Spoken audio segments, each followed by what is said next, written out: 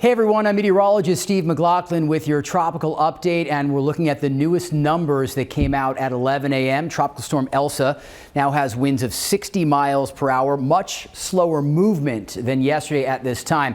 The interesting thing is that it's north of Jamaica, and because it has not hit a lot of land over the last 6 hours, it will have a chance to get a little bit stronger before it crosses over Cuba.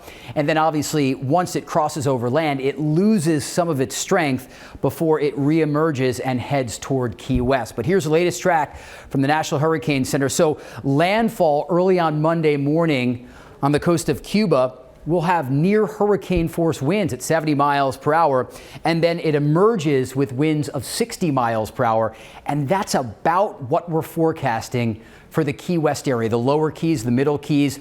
These are the maximum winds. So this is not going to be a hurricane, but it's a strong tropical storm with winds of 60 miles per hour. And then the storm will try to make a real landfall around Tampa. And once again, it's a strong tropical storm heading up toward Cape Hatteras, North Carolina, and just offshore of Boston by next Friday. Here's a close-up look at the cone of concern and the track. And there you go, Monday at 8 p.m., the storm is coming up. So throughout the day on Monday, we're seeing the winds increase, but the bullseye for the Keys will not arrive until Monday evening and even into the overnight into Tuesday morning.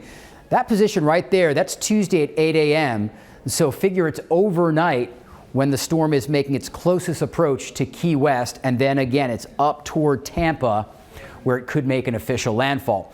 The entire key to the forecast has always been the idea that we have these huge counterclockwise winds around low pressure, and hurricanes, tropical storms are areas of low pressure.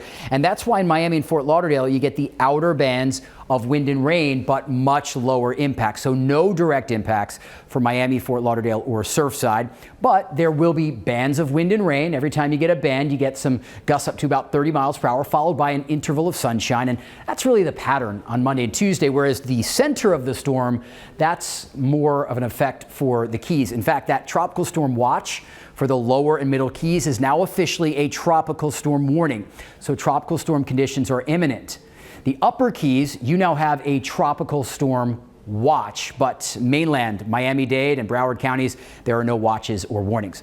How about the timing? We're watching this yellow circle. Those are tropical storm force winds of 39 plus, and right there, this is a little bit slower than the last couple of days. It's about 6 p.m. So Monday afternoon, maybe the winds are starting to pick up a little bit, but those tropical storm force winds arrive about dinner time on Monday, and they build throughout the evening, and there's your new bullseye. This is early on Tuesday morning at 3 a.m. So late night Monday into early Tuesday, that's our bullseye when we have the worst winds. And that circle right there for Key West, those are damaging winds of 57 plus. That yellow circle for all of the Keys, those are tropical storm force winds. And then the storm will head up toward Tampa. So the bottom line, we now have a tropical storm warning upgraded from a tropical storm watch for the lower and middle Keys. That includes Marathon and Key West and the dry Tortugas. And then for the northern portion of the Keys, the upper Keys, we've got the tropical storm watch that has just been issued as well.